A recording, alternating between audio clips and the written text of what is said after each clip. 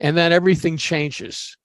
And this is not just a gradual thing. It's a sudden thing when God comes like that. So a couple of examples I'll just give you. There's obviously loads of them.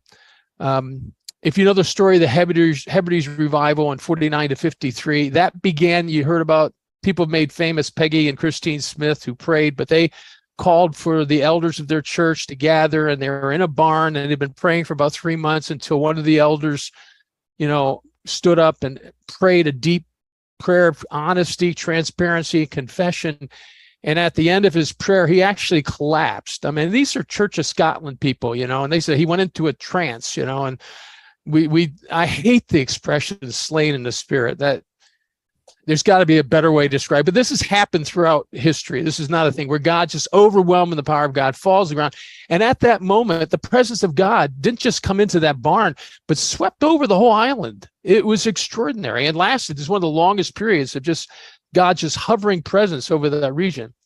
More recently, back in I think it was 2004 in Clay County, Manchester, Kentucky, again, I'll share a little bit more about their desperate situation they're in, but they were crying out to God as a community.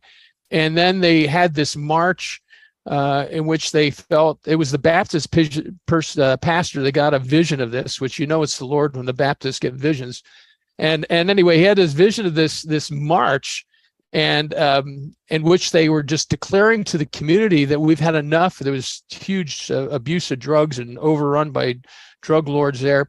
And at the end of this march, they marched to a park, raining, and there's about 25 to 30 pastors that knelt in the mud and just began to cry out in repentance for caring for their own personal churches more than they have for what God was doing in the community. And in that place of brokenness, the presence of God just fell on that community.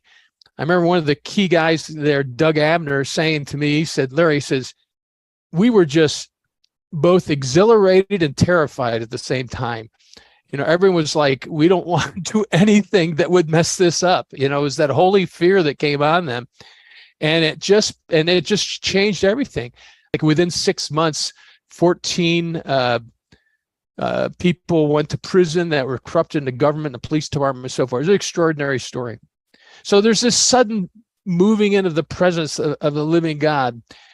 And in that environment, obviously, evangelism becomes incredibly fruitful. God's presence does the real convicting work. Again, Doug Abner in Manchester said to me, and he's kind of an old country hillbilly, he says, Larry, I said, in that season, he says, you could say Mary had a little lamb and people get saved. It was just, it was so easy to see people come to the Lord. We know, like in the 1857 revival, in ships that came into New York Harbor would just sail into the harbor, and they would just come under conviction because the presence of God had settled over the city. Same thing was true in the Hebrides revival. Ships that sailed along near the Hebrides coast there sailors would give testimony of just falling on their knees on the decks of the ship and giving their hearts to the Lord. And this church had grown in Cali by 1,000 members a month for 40 straight months. That's pretty rigorous growth.